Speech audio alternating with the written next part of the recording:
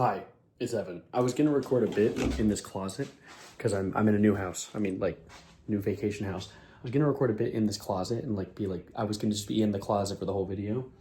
But I think there's just mold. I think those dots are. I'm not. Let's just not mess with that.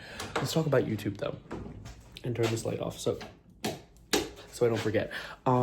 YouTube recently rolled out a new function for age verification, and I find it very interesting because it's a very divisive conversation, and I want to drop my 2, 3, maybe even 4 cents into the conversation because there's a lot of talk. So sit back, relax. Look at my fit, by the way. I got cozy sweatpants on and the freaking Uggs. Very brown core. Brown core? Poop core? Anyway, we'll start by breaking down what is actually happening, and then we'll talk about the arguments against it and what I believe are arguments for it. So, first of all, there is this situation where YouTube is going to be implementing a age verification system where they are going to base things off of your search history on YouTube and your watch history and things that you do on YouTube and maybe even the, birthday you set on YouTube. And they're going to discern if you are above the age of 18 or below the age of 18. And due to this, they're going to change a few things in your experience on YouTube. If you're an adult, I mean, congratulations, nothing's changing. But if you're a kid, if you're a teen, basically what's going to go down is they're going to make it so you can't consume highly controversial content, such as just rough graphic political content, or and one of the big changes that I know I'm inserting bias early, but I really like this change. They're disabling targeted ads for teenagers. I think that's massive, but I'll explain why in a minute. So here's one of the big arguments against this big thing, and it comes with the whole idea that it's like, okay, if this is an AI, and AIs aren't perfect, AIs are stupid and dumb and dare I say even idiots, what if I get labeled a teenager? What if I get labeled a teen and then I'm stuck watching freaking Cocomelon for the rest of my days? Well, first of all, teens age, so not the rest of your days, but second of all, they have something in place for that. The whole idea that, okay, so if you're labeled a teen and you want to be labeled an adult, you have an ID. You have a driver's license. You've acquired that hopefully at the age of 16, and you can now show that to YouTube and prove the fact that you are in fact born at the age of a time where you'll be considered an adult, and you'll be set. And that brings me to one of the more valid arguments in this conversation, and the one that I thought of at first, and I haven't seen anyone mention for some reason, but I think it's like the only concern I have is data leaks, data breaches. If my wallet, if my driver's license from the United States of America is on Google and in their servers, let's say all of a sudden Google has a data leak. Now some dude in Bossing Say has my freaking ID. Like, that's not what I want.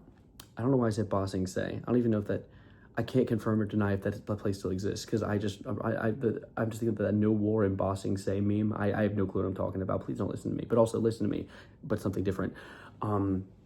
That's a reasonable concern. I mean, Google is a really big company. They have a lot of security compared to many smaller companies, like the T app that got annihilated by the force of 1,000 incels. But, like, being for real, there's a silverfish on the floor. What the freak? Look at him. Can you see him? I can't tell. I have one of those screens that if you turn it sideways, I can't see it, which is stupid. I hate this screensaver. Look, wait, can you see it? He's tiny. Look at him. He's a silverfish. Freaking Minecraft reference. Anyway, I'm on the floor now. What was I saying? So yes, data breaches happen. Google's a big company, so data breaches won't be as common.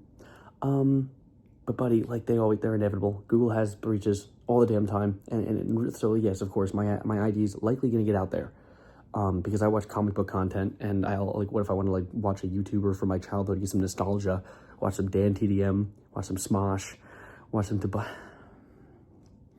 anyone else, but yeah, and then I get labeled a teen, send my ID in, and then all of a sudden my ID is in Vietnam or something, and that sucks. However, I don't know if you guys know this, but if you type anyone's name into Google and search hard enough, their address is already there. Every bit of personal information that you own and have on your body and on your person and about you and your body exists and is on hundreds of websites. It sucks. It's stupid. It's dumb, but it's an unfortunate product of our time. But of course, that's not a good excuse. That doesn't make it okay. The data breaches are still scary, and I don't think that's a wonderful thing, having to send your ID to Google and put it at risk. Yeah? But I personally think, and this isn't a great refute, but it's the only refute I have, the positives really outweigh the negatives here. The whole idea that kids will no longer be exposed to targeted ads which is awesome. Like, I'd love if the algorithm was no longer molesting children with forcing things down their throat to get them to buy things, is a good move. And then also having kids watch content that might be transformative, constructive, and useful, instead of things like Elsa and Pregnant Spider-Man Eating Poop compilation number 437, which probably exists. I mean, I've seen variants of that already. You know, I think that's a net positive. I think being able to carefully control what the children are seeing without like literally putting like them in shackles is a good idea, because like they can still use their parents' account. They can also still use their parents' ID if they're that desperate to watch Elsa with Pregnant Spider-Man Eating Poop compilation number 482. But like, I think this change could be good for YouTube. Now, am I slobbering on a company that I use every day and I work for, basically? Yeah, basically, I am, just a little bit. But at the same time, I do think that this is, I don't want people to like go crazy about this and think that YouTube is over and YouTube is going full George Orwell 1984 type shit, because it's not. This is a positive change, I think. I'd like to hope it is, and we'll see. We'll see. Maybe it will be horrible and negative, and I can no longer watch my Elsa and Pregnant Spider-Man Eating Poop compilation number 482, and I'd be pissed. I'd be angry. I'd have to show my ID, and so I can watch, because I want to see part 843. Was that number I said? Anyway, hello, editor from Evan Room from the editor room here. I'm just keeping this take. I had one big realization while I was editing this video, and that was that one other type of content that is going to be blocked for children under the age of 18 is highly political and highly divisive content. Now, of course, you want kids to learn about politics, and there's definitely more verifiable and credible sources to do so.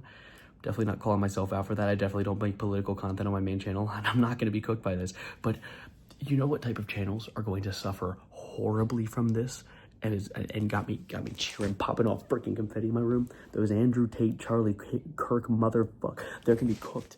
They're gonna be fried, flamed, flambéed even. Because like, there are, let's be for real for a sec, there's not a single member of their audience above the age of 15, because everyone grows out of that stupid phase after you pass that like first month of high school. But like, that's exciting, because like, I feel like one of the biggest issues that the newer generation is facing is that like brain disease level hate that they deal with from consuming that type of content, because, you know, hate is divisive. It gets a lot of clicks, it gets a lot of people reacting to it, and so as a result, people will consume it, and inevitably people become it. They learn from that. Their brains are made of goddamn Play-Doh at that point in their life. So like, you show them a video of a guy like bullying a woman in a mall, and they're like, that was pretty funny. Do you see she reacted strangely? That's strange. I'm going to do that now. No. And now it will die. That content will die. And I'm very happy about that. I hope. As I said, this has not been rolled out yet, so I have no clue. But anyways, I'm going to let myself do my outro now. So I wanted to add that note. That's about it, though. I just wanted to yap about that. But I want to know your thoughts on this, because it's a little divisive. It is. I also, and if you want to hear a net positive, a really good thing YouTube's adding, they're adding collaborations. So if two YouTubers make a video together and they post it, it'll be posted on both their channels, which I think that's an awesome thing. So we'll see. That'll be nice. But, you know, maybe the AI thing will, you know, lead to our inevitable downfall. Anyway, my name's Evan. I'll see you later. And I hope this doesn't ruin the entire website. Please. Thank you. Bye.